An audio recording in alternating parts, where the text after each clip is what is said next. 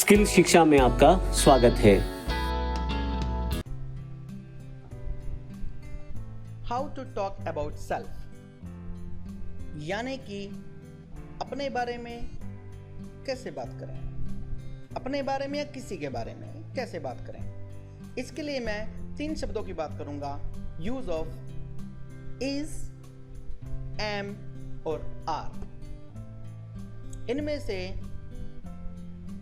Is का प्रयोग किसी भी सिंगुलर सब्जेक्ट के साथ होता है, यानी कि जहां पर भी हमारे पास एक वचन वाला कोई भी सब्जेक्ट दिया होगा, एक वचन वाला कोई भी कर्ता दिया होगा, वहां पर हमारे पास इज का यूज होगा। जैसे ही, शी, इट, सिंगुलर नाउन जैसे बॉय, गर्ल, मोहन यानी किसी का नाम, इन सब के साथ इज का प्रयोग होगा वर्तमान में, प्रेजेंट में। एम का प्रयोग केवल और केवल आई के साथ होगा, आई यानी मैं, जैसे I am a student. Are का प्रयोग प्लूरल सब्जेक्ट्स के साथ होगा, कैसे we, you, they, plural subject कोई भी, जैसे boys, girls, friends etcetera. Am के प्रयोग की अगर मैं बात करूं, जैसा कि आप स्क्रीन पर देख रहे हैं, स्कूल गोइंग बॉय है और वो बोलता है I am Mohan, I am a student, I am your friend. जब हम अपने बारे में बात करें तो आई का प्रयोग होता है। मैंने जैसा बताया, दूसरे के बारे में बात करेंगे तो इज का प्रयोग होगा। जैसे यही स्कूल गोइंग बॉय अब दूसरे बच्चे के बारे में इंट्रोडक्शन दे रहा है और बोल रहा है he is Shyam, he is a student, he is my friend. Is का प्रयोग सिंगुलर यानी कि एक वचन सब्जेक्ट के साथ होता है, जैसा मैंने आपको बताया। She is Seema, she is a student, she is my friend. बात करता हूं मैं आर की। आर का प्रयोग प्लूरल के लिए होगा, यानी कि एक से ज्यादा के लिए, प्लूरल मीन्स बहुवचन के लिए, एक से ज्यादा के लिए। यही स्कूल गोइंग बॉय बोलता है। आप पिक्चर में देख सकते हैं 4 बच्चे हैं, इनके बारे में बात करता है। यद्यपि अगर ये हमारे पास 4 से ज्यादा हो तब भी कोई दिक्कत नहीं, कहने का मतलब एक से ज्यादा हो तो हमारा प्लूरल हो जाएगा, यानी कि बहुवचन हो जाएगा। जैसे दे आर माई फ्रेंड्स, वे मेरे मित्र हैं। दे ऑल आर स्टूडेंट्स, वे सभी विद्यार्थी हैं। जैसा कि मैं आपको पहले ही बता चुका हूं, are is used for we, you, they and plural subjects. बात करता हूं मैं पॉजिटिव एंड निगेटिव की। जब भी हम एक स्टेटमेंट को पॉजिटिव वे में लेते हैं, पॉजिटिव क्या है? एक ऐसी स्टेटमेंट जिसमें ना तो नहीं दिया हो और ना ही क्या दिया हो हिंदी के वाक्य में, वो हमारी एक पॉजिटिव स्टेटमेंट है। कैसे? जैसा कि आप स्क्रीन पर देख रहे हैं, आई एम अ टीचर। निगेटिव बनाने के लिए हमने हेल्पिंग वर्ब के ठीक बाद आई एम यानी कि नॉट, उसके बाद आप दोबारा से फर्स्ट वाली लाइन देखिए, लिखा है अ टीचर, यानी कि पॉजिटिव में स्टेटमेंट थी आई एम अ टीचर, यानी कि मैं एक अध्यापक हूं, और नेगेटिव में हो गया आई एम नॉट अ टीचर। इसी प्रकार से ही इज अ स्टूडेंट, और निगेटिव में यानी कि नकारात्मक वाक्य जिनमें नहीं का प्रयोग होता है कि he is not a student, वह एक विद्यार्थी नहीं है।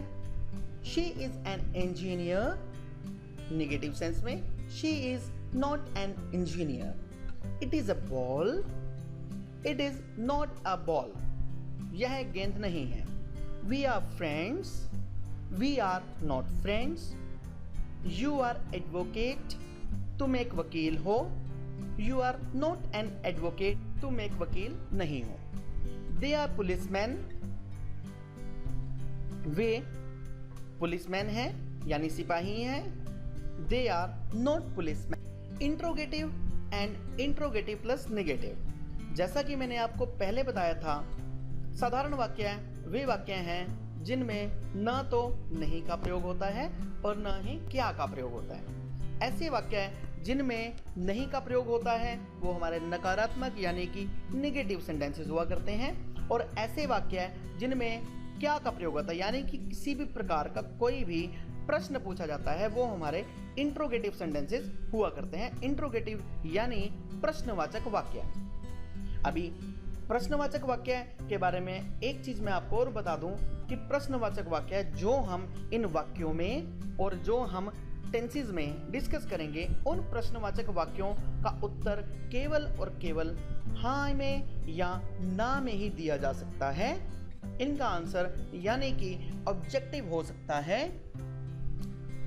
वेरी शॉर्ट आंसर हाँ या ना में ही दिया जाएगा।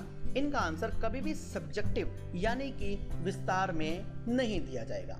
इसी में हमारे पास एक ऑप्शन और आती है जिसको हम बोलते हैं इंट्रोगेटिव प्लस निगेटिव, यानी कि ऐसे वाक्य हैं जिनमें प्रश्न भी पूछा गया हो लेकिन प्रश्न के साथ नहीं का भी प्रयोग किया गया हो, उनको हम इंट्रोगेटिव प्लस निगेटिव बोलते हैं।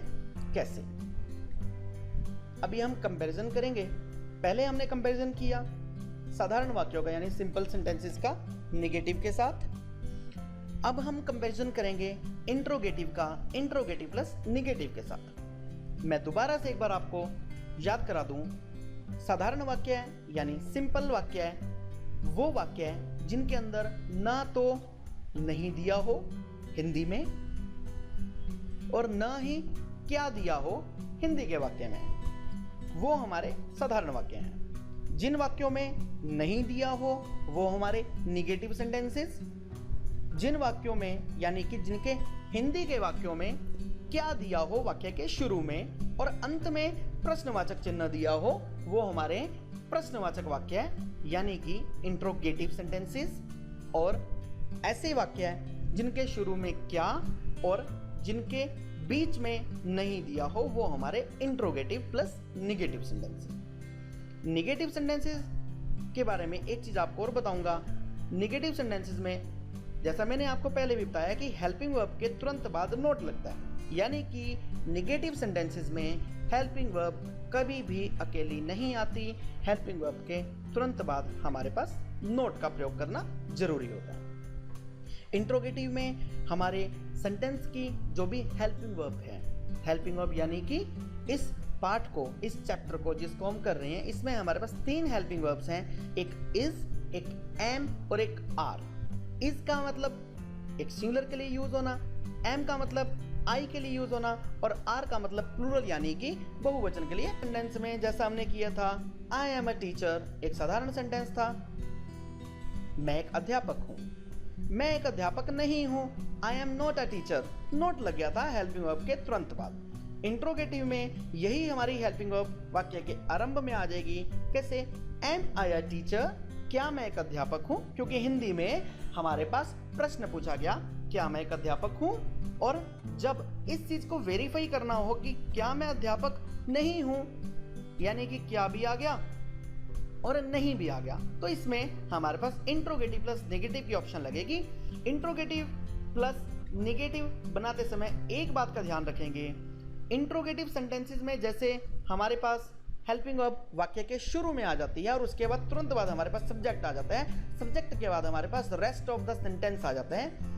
इसी प्रकार से इंट्रोगेटिव प्लस नेगेटिव में पहले हमारे पास वाक्य के शुरू में, बिल्कुल शुरू में हेल्पिंग वर्ब होगी, उसके तुरंत बाद सब्जेक्ट होगा और तीसरे नंबर पर यानी कि दोबारा से सुनेंगे, पहले नंबर पर हेल्पिंग वर्ब, दूसरे नंबर पर सब्जेक्ट और तीसरे नंबर पर निगेशन यानी कि नोट आ जाएगा और उसके बाद रेस्ट ऑफ द सेंटेंस और लास्ट में क्वेश्चन मार्क तो आएगा ही आएगा, क्योंकि इंट्रोगेटिव का मतलब प्रश्नवाचक है। इंट्रोगेटिव और इंट्रोगेटिव प्लस नेगेटिव इन दोनों के अंत में क्वेश्चन मार्क आएगा। सिंपल वाक्यों के जो हमने सबसे पहले किए थे साधारण वाक्य और नेगेटिव सेंटेंसेस यानी कि सिंपल सेंटेंसेस और नेगेटिव सेंटेंसेस इन दोनों के अंत में फुल स्टॉप आता है और इंट्रोगेटिव प्लस नेगेटिव के अंत में क्वेश्चन मार्क आता है। उदाहरण से देखते हैं जो आप स्क्रीन पर देख रहे हैं। Am I a teacher, interrogative plus negative में am I not a teacher, is he a student, is he not a student, Is she an engineer? Is she not an engineer? Is it a ball? Is it not a ball? Are we friends? Are we not friends? Are you advocate? Are you not an advocate? Are they policemen? Are they not policemen? इस बात का ध्यान रखें interrogative और interrogative plus negative वाक्यों को बोलते समय कि हमारे बोलने की सेंस जो है, हमारे बोलने की जो टोन है, उसमें एक प्रश्न का प्रभाव उत्पन्न होना चाहिए। यानी कि एक प्रश्न अवश्य ही प्रश्न की टोन होनी चाहिए। ध्यान से देखिए, अगर मैं इसी सेंटेंस को ऐसे बोलता हूँ, एम आई अ टीचर, तो इससे हमारे पास किसी भी प्रकार के कोई प्रश्न का प्रभाव उत्पन्न नहीं हुआ। प्रश्न का प्रभाव कैसे उत्पन्न होगा? Am I a teacher. और इसी प्रकार से इंट्रोगेटिव प्लस नेगेटिव में भी am I not a teacher, यानी कि जो भी हम वाक्य बोलें उसके अंदर हमारे पास एक प्रश्न की टोन जो है, एक प्रश्न का प्रभाव अवश्य ही उत्पन्न होना चाहिए। इन्हीं को अब एक कन्वर्सेशन की एक्सरसाइज के पॉइंट ऑफ व्यू से देखते हैं। जैसे आप स्क्रीन पर देख रहे हैं, what is your name? My name is Vijay.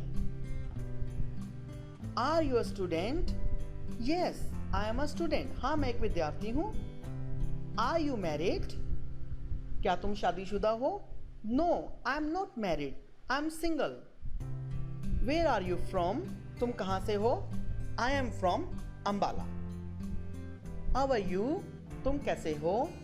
I am fine thank you. What about you? मैं ठीक हूं। आप अपने बारे में बताइए। I am also fine. Where is your mobile? My mobile is at home. What is the colour of your mobile? Is it white? No it is black. How are your parents? They are well. Where is your father? He is out of station today. इस प्रकार से हमने इस conversation में is का प्रयोग देखा। is का प्रयोग हमने WH फैमिली में भी देखा, क्योंकि एक प्रकार से क्वेश्चंस भी पूछे जा रहे हैं और उसके उत्तर भी दिए जा रहे हैं। अब क्वेश्चंस WH फैमिली का प्रयोग करके, प्योरली श्योरली WH फैमिली का प्रयोग करके क्वेश्चंस की बात करता हूं। Where are you? I am in Delhi today. Sorry, I am in Delhi today. What is your house number?